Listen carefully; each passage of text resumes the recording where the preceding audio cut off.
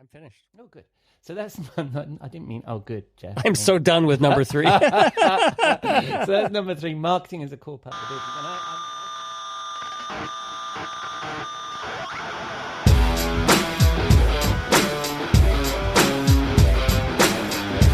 Hello and welcome to episode 201 of the Rockstar CMO effing marketing podcast. It's Saturday the 20th of January. I hope you've had a good week. You're well and staying as sane as you feel you need to be. I'm your host, Ian Truscott. I'm not a rock star, but I'm a 3-time CMO and trusted marketing advisor. And with the help of my guests and chums, share the marketing street knowledge that I hope will inspire your inner rock star. Come and say hello. You can find links to me and my guests in the show notes at rockstarcmo.com or on LinkedIn at Rockstar CMO. And we are proud members of the Marketing Podcast Network. This week in the marketing studio, Jeff Clark and I will be discussing the Rockstar CMO rider, those things you should insist on when starting a new senior marketing gig. And I then get transported away in the Rockstar CMO virtual bar with Robert Rose for a cocktail and a marketing food. But first, we need to pay the bar tab. I'll be back in a moment. We'll be right back. We'll be right back. You may know you're listening to this show along the Marketing Podcast Network, but did you know there are other great shows on MPN to help your business? Christy Heiler hosts a fantastic podcast called Own It. Christy, tell us more about the show. Own It is all about celebrating women and non-binary advertising agency owners. We talk about buying out of the boys' club of advertising because less than 1% of ad agencies are owned by women. And where can people subscribe? You can find the podcast at untilyouownit.com. We're also on the Marketing Podcast Network at marketingpodcast.net. And of course, you can subscribe wherever you get your podcasts. You heard her. Go subscribe.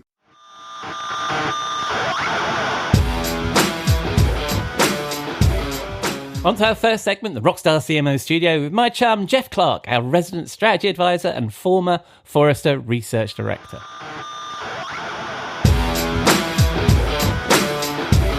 Oh, Ian, come on in to the studio. Thank you, mate. How are you? I am doing very well. Enjoying a nice snowy winter. And as I mentioned earlier, after we're done here in the studio, we might go out and get in the snow.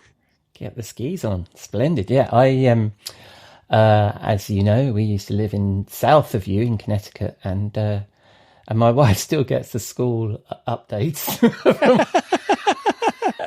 The school's canceled. It was probably canceled on Tuesday. Yeah, so she hasn't unsubscribed, and so I'm sure that's perfectly fine and legal, and there's no data protection issues or anything. But just for old time's sake, she stays in touch with what's going on in the schools of where we used to live. And so have you told her how to use the unsubscribe link? No, she knows perfectly well how to do that. It's just a nice little reminder, a ghost from our past, I guess. So yeah, so yes, you've been having plenty of snow. We've just been having crisp, cold days, which I quite like because I like a long walk. So that's fantastic. Listen to my podcast. Awesome. So that's the weather done. Splendid. So this week we were. Was it last week we saw this? I think it was, wasn't it? I think it was about a week ago. Yeah, we were talking about it after last week's show. We read a blog post from a friend of the show, and probably more importantly than that, used to be our old boss, Grant Johnson. we still have to suck up to him. He's a perfectly lovely fellow, and perfectly, he's not the type who'd insist on sucking up to him. I don't think he's a very decent fellow. Anyway, it reminded us of the CMO rider from a few years ago. In fact, it was something we did, I think, before you were involved in Rockstar CMO. It's been quite a few years, Jeff. So I thought it'd be a good thing for us to visit in our new incarnation of Rockstar CMO. And basically what the Rockstar CMO rider is a list of things that one should insist when you're going to a new gig, a new CMO role or a new senior marketing role. And what is it that people look for? So the original one we did was with a bunch of people that I'd interviewed pre-podcast. It was in print. Not print. It was in. It was on stone tablets. Yes, it was in stone tablets. No, it was typed or whatever. Or what would you call it? In typeset. In digital form. It was written in digital form. It wasn't printed. And I asked a bunch of people that we talked about what they would put on their rider as part of the interview process that I did when I used to do the backstage interviews. And it came up with these 7 things, which obviously predates our very strict editorial policy of only having 5 effing things. So on that rider was number 1, and also I'll add a link in the show notes to the original rider, and you can see that. And there's a bunch of quotes from some of the lovely CMOs and people that I'd chatted to at that time. And number 1 was inspired leadership. Number 2, great people. Number 3, marketing is considered a long-term core part of the business. And number 4, a product people love. And number 5, the right tools. And number 6, some fun. And number 7, which came from a chap called Ted Rubin, no bullshit, right? So about the politics. He would say that. So we've had a bit of a rethink, and also based on the blog post that we're talking about. And actually, it's more than just that blog post that Grant's working on, because he's got a website called CMO Mentor, and he shares a lot of this kind of content, doesn't he, about what one should look for in a CMO role. And there's quite a lot there. So I'll add a link to that in the show notes as well. So anyway, so we've come up with a different. How many did we come up with? We broke our editorial. I think we came up with 7 as well. Yeah. So we come up with 7. So let's start cracking through those. And one of the things I'll do is I'll send these out, and then it'd be great if you, the listener, have any feedback on any of these. What would you add to this list? So let's get going. So number 1, not sure which way around we're going to do this, but anyway, the CMO has a seat at the top table, and that's a slight difference to what we had before, because before we had inspired leadership. I think yes, we want inspired leadership for sure, but I think it's important that the CMO or the marketing leader is part of the top table. And what Grant said in his post, for me, the first area of inquiry is understanding where the CMO role fits within the organization's hierarchy. Whether it reports to the CEO, president, or CRO says quite a bit. And if it doesn't report to the CEO, I would have serious reservations that would you really have a seat at the table? Can you maximize marketing's input and control your destiny? By the way, that's nothing like how Grant talks. So maybe should have had him on the show. That is how he wrote it. What say you, Jeff? Maybe he has a ghostwriter. Yes, or he used ChatGPT. Either way, it is an excellent point, and is definitely something to add to the CMO writer, because and we've talked in previous episodes about CMO having a role in not only in kind of shaping the strategy for the company, not that they're driving it solely, but that they're having a role shaping it. And then that's also something they need to be tightly in tune with, so they can communicate the business strategy down to their team. And, if you're trying to demonstrate business impact and you're solely sitting under the CRO or you're solely sitting under a business unit, then you're going to have the blinders on of the perspective that leader has, and it makes it more difficult to truly have cross business impact. Yeah, and I think what this basically boils down to is a definition of what a CMO is, right? So it's sometimes the CEO or the senior team will feel differently about what you think a CMO is, and really it's about the CMO being a leader in the business, is about being the force for change, is about growth, is about, all of those things that we talk about that marketing does, rather than just go sit over there with the crayons and the unicorns. Right? You always bring the crayons and unicorns up. That must have been part of one of your job descriptions. Yeah. Show me on the dole where they hurt you. But I think that's a good one. And also it sort of, it really relates to the original rider where we were talking about inspired leadership. So that first one, completely inspired by Grant. And by the way, there's one of the other things that came out from the rider, which is something I had to explain to people sometimes, is obviously what is a rider, but also I keep referring to brown M&Ms because a billion years ago, Van Halen had brown M&Ms. There must be no M&Ms in their M&Ms. No brown. They were brown. Yeah. And the reason why they did that is because they wanted to make sure people were paying attention to the rider, because there's actually a safety issue that if people hadn't paid attention to their rider, then something bad could happen. So it was. Does brown M&Ms, does that cause I don't know. Allergic reactions in no, I think it was just some people? I'll include the link to this in the show notes as well, but there's a great explanation of why they did it. They weren't just being sort of awkward. And I think that also relates back to some of this, is that these need to be your boundaries, right? Because if you go in and the organization doesn't meet your rider, then, you know, you're probably going to have problems further down the line, which probably contributes why the tenure of an average CMO is about a fortnight, right? So it's probably that. You know, your story about the brown M&Ms just reminds me, I actually saw the guys from Van Halen in the hotel in Portland, Maine. I can't remember what but it was kind of like the nicest hotel in Portland, Maine. And if I knew then what I know now, I would have said, so do you guys have brown M&Ms in your in your hotel room? Yeah, they're famous. Anyway, that was number one, and that was back to me describing what a bloody rider is and the Van Halen thing. So number two on our rider would be great people. So I think, and again, I'm going to pull a little bit from Grant here. Think about whether you can envision working with them. So specifically the leadership team. Will the journey be fun and rewarding? Is there a unified team, one or a group of individuals more concerned about their own functions and personal outcomes? Not saying anything about leadership teams that are focused around that. What do you say to this, Jeff? Would you put great people on your rider?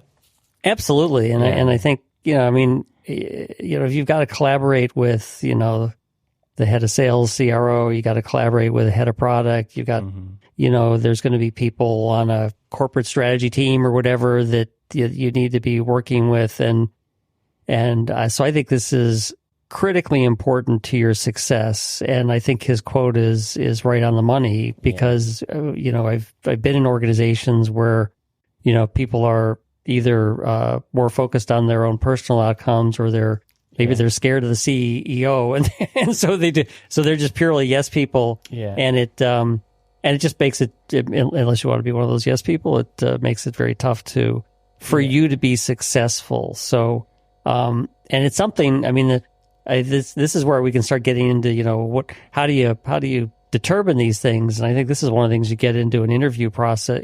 When you're getting into an interview process and you're talking to some of the people who are going to be your peers, is, you know, how's working with so-and-so, or how do you guys collaborate? What are, you know, there's the executive team meetings, you know, how do those go? And then how do you guys work outside of executive team meetings? I mean, there's lots of questions you can use to kind of dig into the issue here. Yeah. And I also think that, organizations need to recognize that process as a selling process as much as a buying process, right? Which is that you need to convey to your potential new CMO or new leader or anybody you hire, you know, what a good team you are and how good you work together and all that kind of good stuff, right?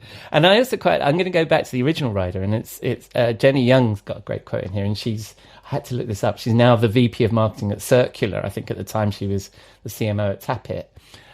She says, a passionate and engaged team, both in the marketing department and across the business. The whole organization needs to be engaged and support what the marketing team is delivering. Silo working is not an option. And the reason why I raise that is because it's beyond the executive team, isn't it? Is does the organization believe in marketing? You know, are we all, you know, going in the same direction? So I think that's a nice point as well. Well, that gets into a cultural, you know. If we're going to talk about culture in a second. I know, but if it's siloed at the top, then it's going to be siloed all the way. Yeah, absolutely. All right, so that's great people, and specifically the team we're going to directly work with. Number 3, marketing is a core part of the business. And this is a direct lift from the original rider that we created back in the day. And I think that the quote then that I have, which is wonderfully on the money in terms of our analogy, which is the number one rider item for me, and this is from Robert Rose, who's also on the show, is a long-term marketing investment vision. Marketing strategies are evolving from a legacy campaign-centric view of faster iterative projects to a more 24/7 by 365 always-on mentality. There was also a great quote from him as well, wasn't there, about a guitar? Where's that one gone? His magic guitar. Oh, I've seemed to have deleted it from the notes. Hang on, where's... I don't remember the magic guitar. I have one back here in my studio, though. I know, he said, if I could wave my magic Rockstar guitar and get any rider I wanted, I'd force some CEOs to have that patience for a long-term marketing investment. So it's related to this. Yeah. Is that marketing is a core part of the business. Not only that, is that we're in there for the investment. So what say you, Jeff? Do you agree with this? I absolutely agree. And, this is something where, you can dig into some facts. What's marketing's, budget as a percent of revenue?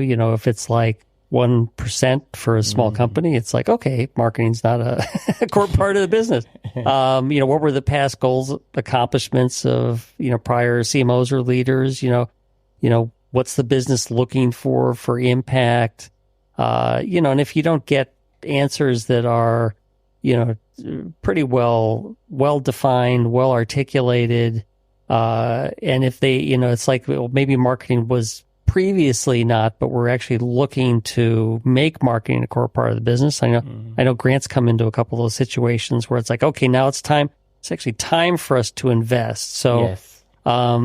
So therefore, past performance might not be an indication of future performance, but at least you're trying to dig into the conversation of what the importance of marketing will be. Yeah, well, I've had that twice, and quite often part of a CMO hire is on the back of fresh investment or fresh impetus from the organization to grow, and there's more growth budget that comes in. So completely agree with you. Don't always look at past performance. It might be there's a new team in town, there's new investment in town, and they're looking to light the fire under this rocket ship, right? So that's certainly been the situation for me, particularly at SendShare when I was CMO there.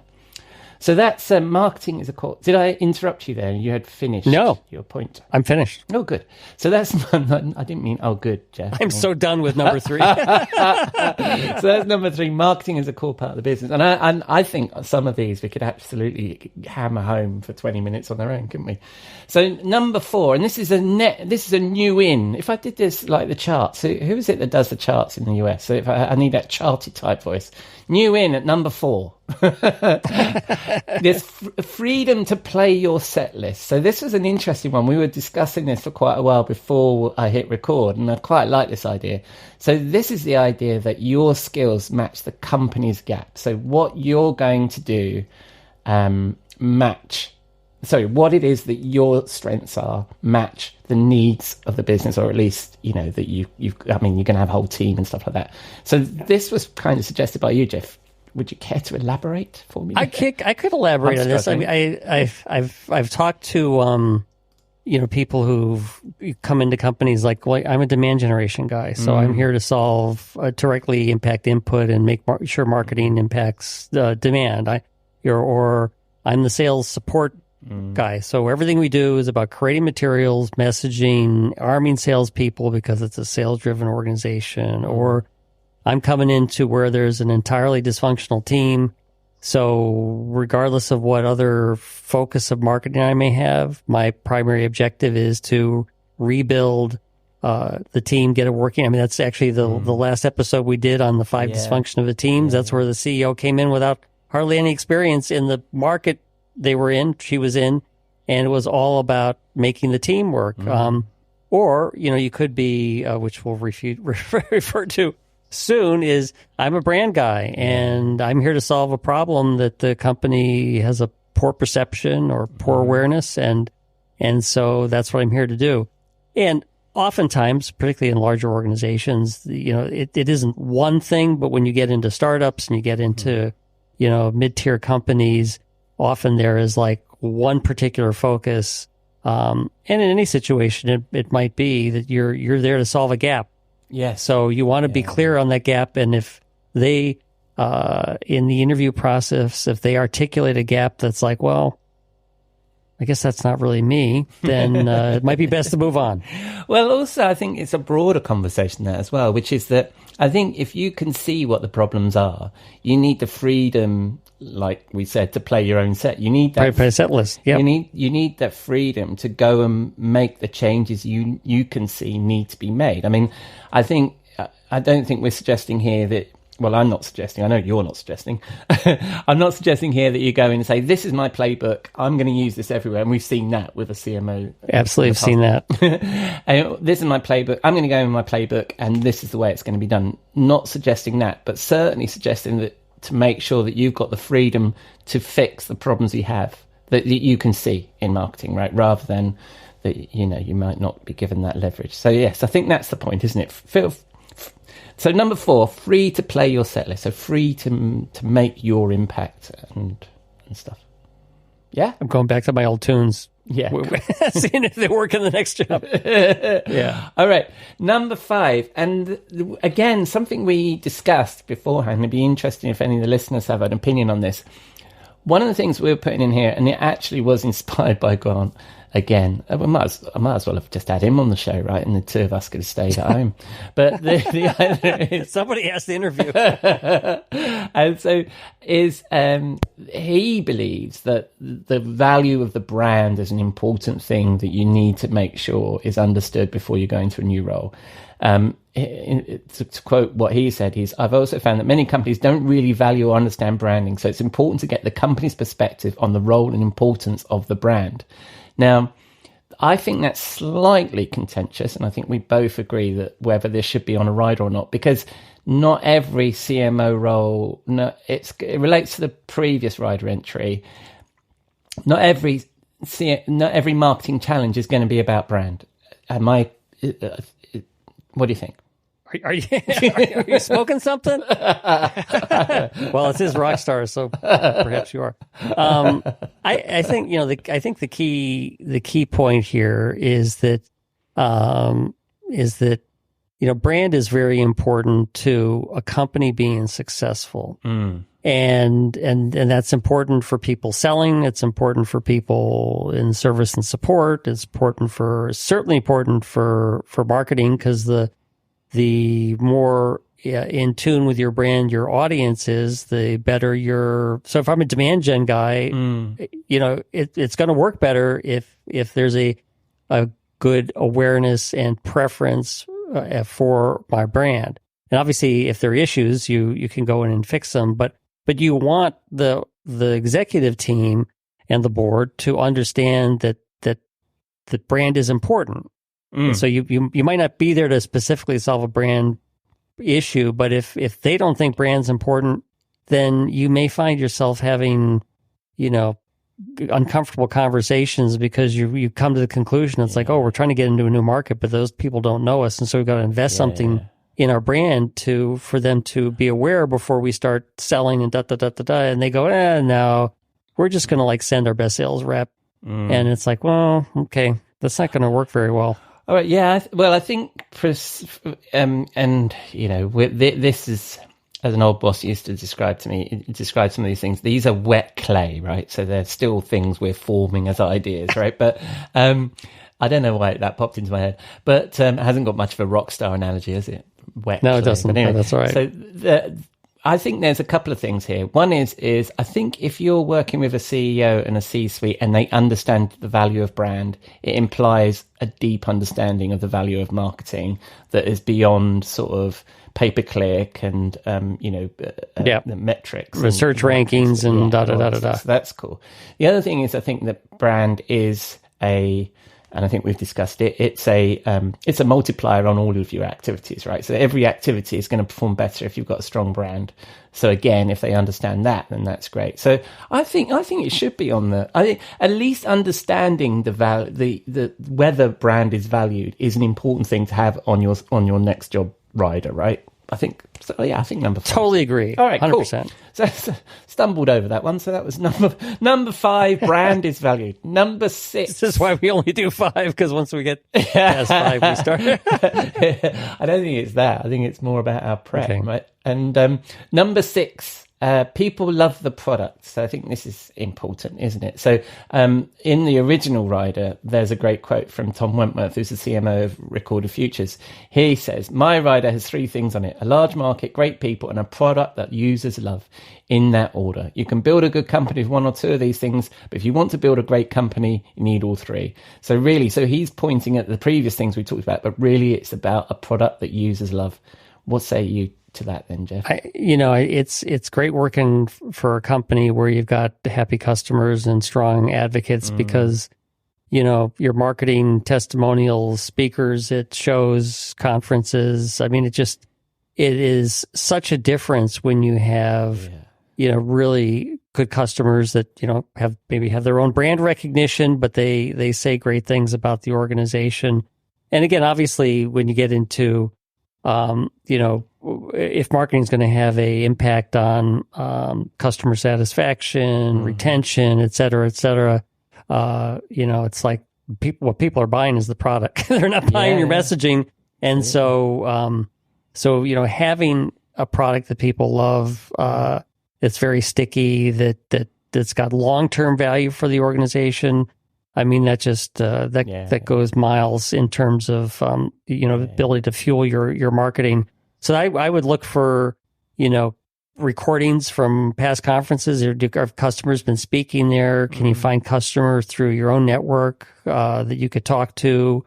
You certainly can look for reviews on the G2, Capterra, blah blah blah, Google reviews or whatever, depending on the market. And this is probably an easy thing to get a good sense of. Yeah. And it's something marketing can't fix, right? There's a myth, there seems to be a view that marketing can solve some of these issues, but, and it's also part of brand, isn't it? The delivery of the product is the brand perception in the market's mind rather than the brand that you're creating, right? This idea. Correct.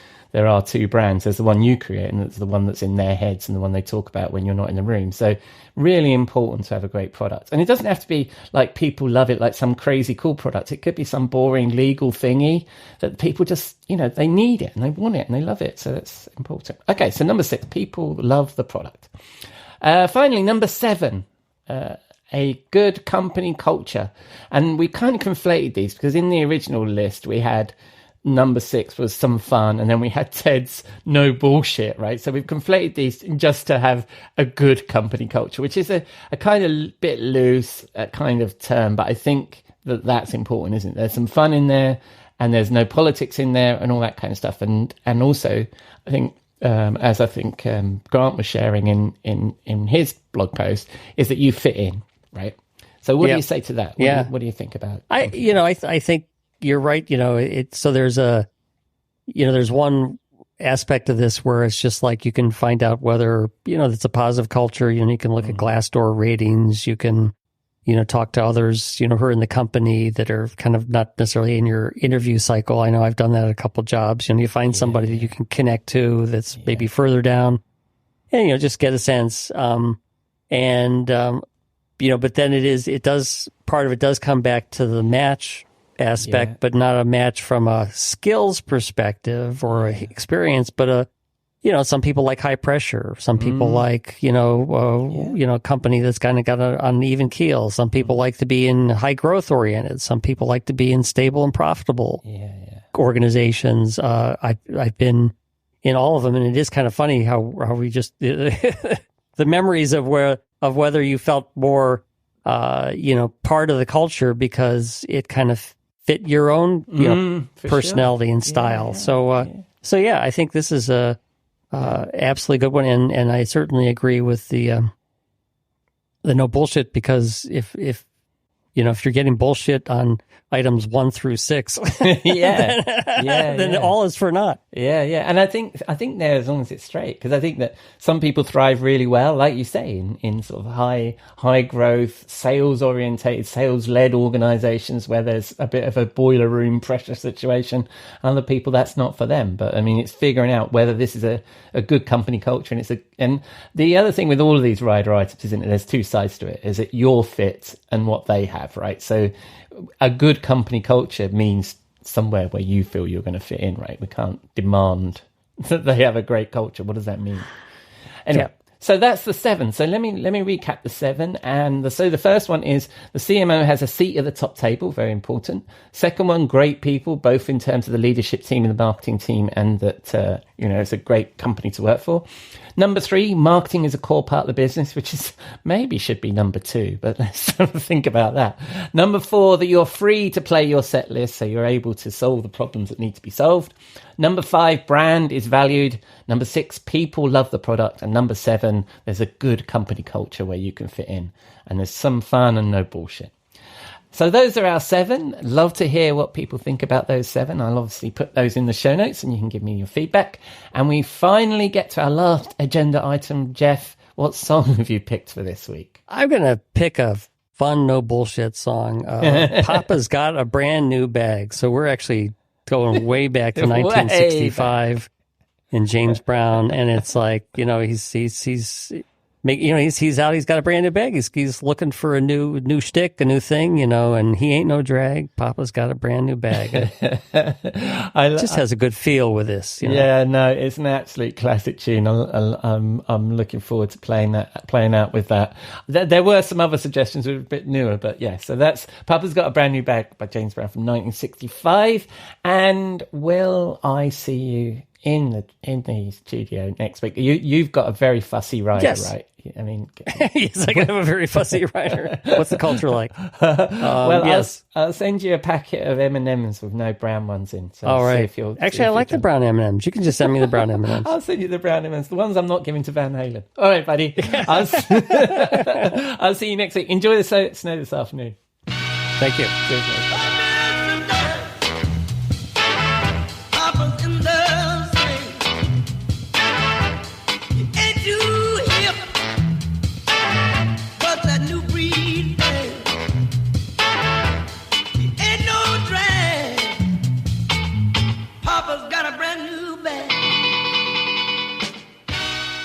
Thank you, Jeff. And that was, of course, a little bit of James Brown and Papa's Got a Brand New Bag from 1965.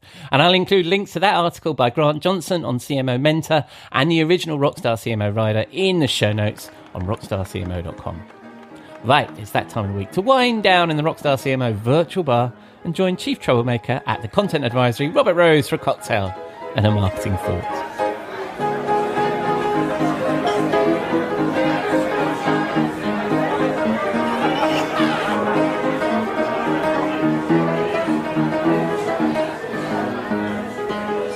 Good evening, Robert. What are you drinking? Oh, hello, my friend, and welcome to the... And boy, do I love what you've done with the bar here. You've got... This is like it's like an old-timey Western bar. There's the piano player in the corner. You've got a couple of gunslingers playing poker in the back. This is really fun. That sort of old-timey Western feel to it. That banjo and that guy playing the banjo that's just delightful. It is delightful to learn that's what we've done with the bar this week. So I know what I'm editing this weekend. But yes, it's all it's to make you feel at home. It's a nice Midwest Texan thing, I think. The New World and all that. What you do. Do you like it? I really like it. I mean, it's going to go well. It goes very well with our cocktail that we have this week for celebrating here at the bar. It's called the Prickly Pear Cactus Margarita. I had one of these recently, and it has just it's a wonderful way to make a margarita. And it's also a beautiful color as well. So if you're not aware, it's obviously tequila with our prickly pear margarita. And then, of course, as much tequila as you like. I like 2 parts tequila there to any other thing that you would put in there, lime juice or I don't like the traditional margarita mixes. So I just like it with a straight up lot of lime juice. But then you add the idea of what's called prickly pear syrup. Now, I don't normally like sugar or artificial sweeteners, but prickly pear syrup is a bit of an exception here. Now, you can Google that. I have no idea how difficult it is to find in various parts of the world. It's very easy here in California, but that could be because it's California. So prickly pear syrup is what it's called. It's on Amazon. It's on all the places.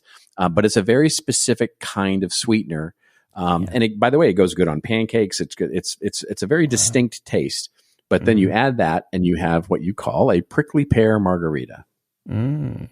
I think, I mean, I've seen those prickly pears because I've seen them where the very westerns that this bar is based on were filmed in southern Spain. So there's some, we definitely have prickly pears in Europe. So I'll have to figure out where you get those syrups from. But that sounds okay. Yeah,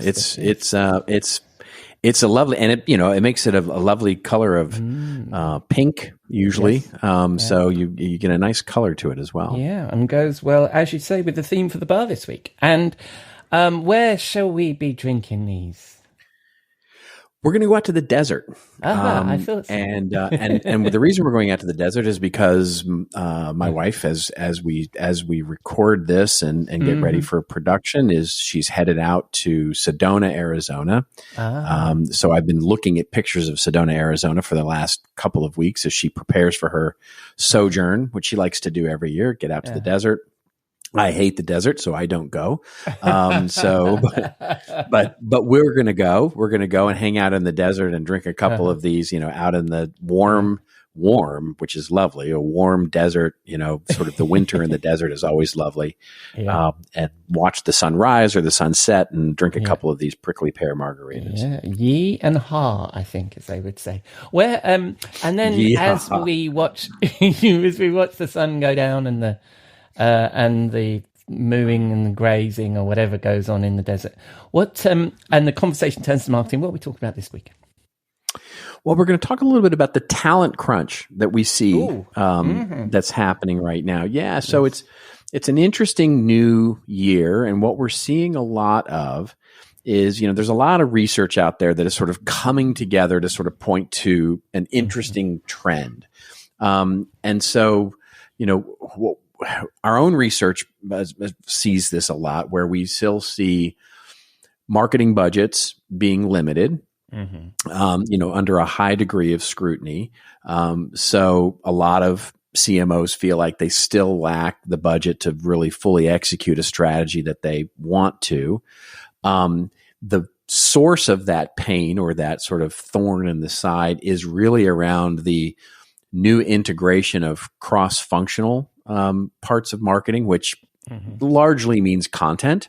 How do we actually get messaging and media and content created across sales and account services and brand and web and all the different channels? So it's cross-functionally, sort of a drag, as it were. And there's a sort of collaboration drag on the organization.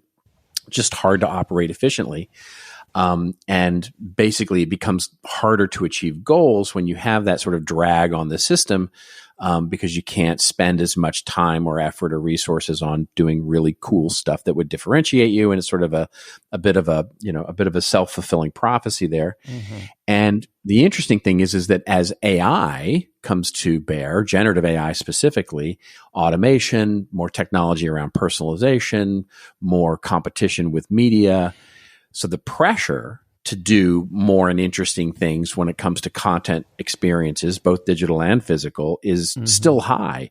So there's this sort of, you're sort of stuck in the middle if you're a marketing leader, which is this, okay, I need to do stuff, but I can't actually do it because I don't have the budget for a new headcount and new resources to be able to do it. Yeah. And so what we've seen sort of as a response to that, and this is more of a 2023 trend that we saw, which was this sort of rise of fractional stuff. The fractional CMO, the fractional CFO, the fractional COO, the fractional marketing director, the fractional marketing VP, sort of fractional roles that are being brought in to sort of fill gaps of leadership primarily, to say, here's how to organize ourselves better into, doing things that we're not doing, right? Yes. In other words, we can't afford or we don't need a full-time CMO. So let's bring someone in who we hope can actually bring the skill position that we need in leadership to pull all this stuff together and actually help us evolve when we don't have the wherewithal to evolve ourselves. And so the classic idea is also holding true, that in-housing, sort of building internal capabilities is still the trend. In other words, what CMOs aren't doing in reaction to this is outsourcing it all to agencies. Agencies are suffering. Agencies are really, struggling right now because so much of marketing is being done in-house. And that's a trend that started 5, 6, 7 years ago and has really just accelerated. And now even the ANA is saying it's no longer a trend. It's a core strategy, right? It's just done, right? 90% of companies now have some form of in-house marketing team to handle all this stuff. And so we really see this as a problem of content and marketing and, and specifically operations in content, operations in marketing. And the trouble, the sort of tension that we're seeing, and this is sort of the introduction to this new trend that we're seeing, which is as more and more, and by the way, work from home and remote work adds complexity to this, is we're seeing the roles change from, okay, your role is now to own this entire area as marketing or as a demand gen team or as a, as a brand person, et cetera, to sort of taskification, right? Where basically everything's being turned into a list of tasks that need to get done. And we can either bring in people or assign freelancers or bring in these fractional roles to sort of handle these tasks. But that doesn't work either, because what's happening is that we see sort of at the heart of this taskification is that there's no foundation, there's no plan. In other words, you don't understand, the business doesn't understand the process. The business doesn't understand how they manage and create and optimize content. They just sort of do it. Like people just do it. There's no process or standard or operational playbook or anything in to bring in. And so what ends up happening is with no content strategy, with no process, well, then you don't know what role to bring in. You don't know where the task, you don't know what role to fill what task.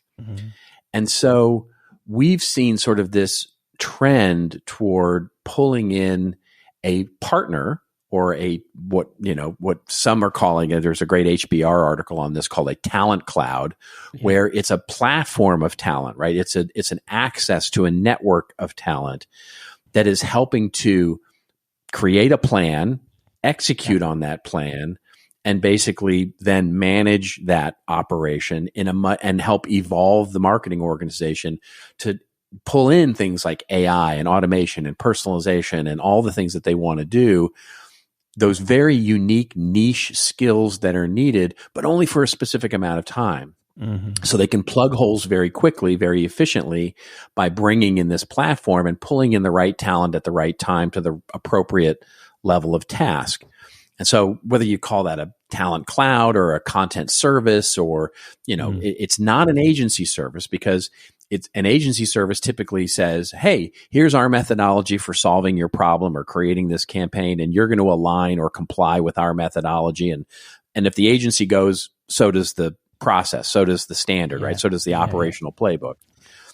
But it's also not consulting where it's like a do it for me thing, like, okay, we'll just do this for me. No, you've got to have the ability to bring in this talent who can build the operational muscle of the organization. So it's kind of half consulting, half training, half mentorship, half documentation and doing. And that level of service is something that we're seeing, and we have pivoted our services to meet this idea. And it's something that we're seeing. And I write about this, and I won't belabor for time purposes all the things, but basically, if you want to get started with this, what we're seeing is that you've got to form some sort of center of excellence to actually create a mechanism or a lever to pull here and actually execute against it. Then you've got to develop that roadmap, that process understanding, the way that things are actually getting done so that you understand what tasks can be filled. And then you can partner with one of these platforms to help you fill those roles as you need them filled to help evolve and create that innovation where you may not have the budget to do so. Yeah, that's interesting, because I agree, and I've just sort of gone through that, which is when sort of things get constricted, then the marketing team then focus on the knitting and the things they're good at and the things they're used to. And you're absolutely right. These new, being differentiated, new leveraging AI, all the new stuff that's coming along falls off the wayside. And it's interesting that I think that a lot of marketing leaders would like to get more involved with that stuff, but they need someone who's going to help them with the day-to-day almost, so they can then do the experimentations and stuff. So it's filling in those kind of loosely defined gaps, isn't it, in an organization, and keeping things moving. That's exactly right. Yeah. That's exactly right. It's this, we don't have time to do it, but it's not that we don't know how to do it. In other words, there's so many situations where we see marketing teams or content teams going, we know exactly what needs to get done, or we know how it should get done, or we know why it should get done, but we're so busy keeping the lights on, making content, creating campaigns, making sure that we have leads in the funnel. We don't have time for change management. Like we just don't have the resources to be able to put into looking at tweaking our technology, or looking at making changes to workflow processes, or documenting new ways of doing things for cross-functional teams, or doing these things. We know what that looks like, but we don't know how to do those things because it's a niche skill or a niche set of experience that's needed. And so what we're finding is that bringing that proven sort of methodology to the table, not to do it for them, but rather to help them get better at doing it, is the real key. Yeah. I love that, and I think that we're seeing so much of that. Like you just mentioned, fractional. We've talked about.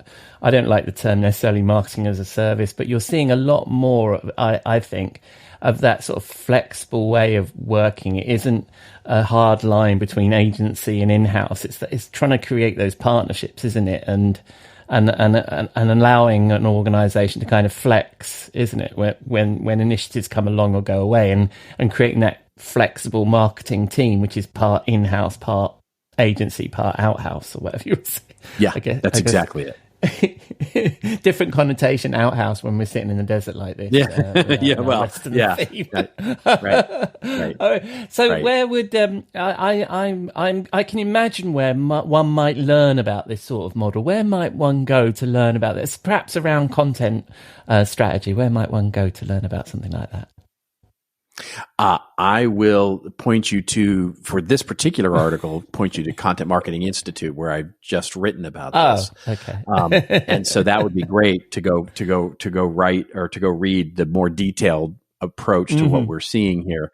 Then, of course, generally speaking, you could visit our website at contentadvisory.net. Fantastic. And also see the sort of pivot of what you guys are doing and what you guys are now offering, which I think by the time this episode goes live, should be live, I think, isn't it? But anyway, we'll see how that goes. But your website is evolving, I think, as we've discussed a couple of times. And then when people spin the dial on the interwebs and they want to learn more about this stuff, where they're going to find you? They will find me on LinkedIn primarily, where I'm spending a lot of time, and then, of course, on Threads as well, where I'd love to connect with. Yeah, I'm liking that. And of course, your podcast, This Old Marketing, which we mentioned quite a lot, because you're doing such a great job over there. But for me personally, as we look at the filling spittoon of this Western bar, will you be with me again next week in the bar? Oh, indeed I will. I look forward to it, my friend. I'll see you then.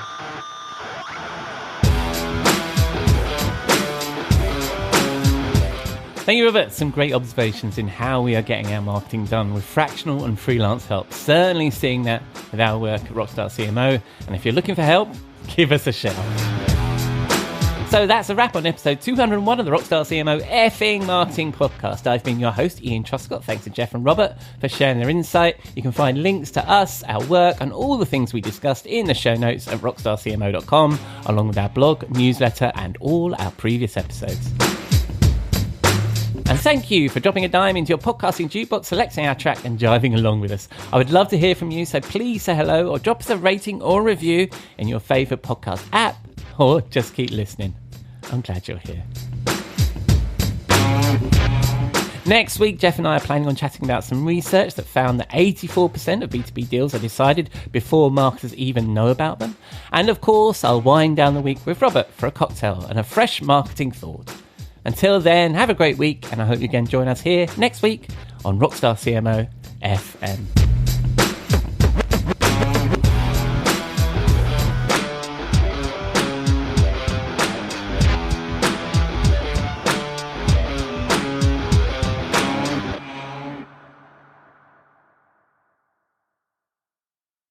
This podcast is heard along the Marketing Podcast Network. For more great marketing podcasts, visit marketingpodcasts.net.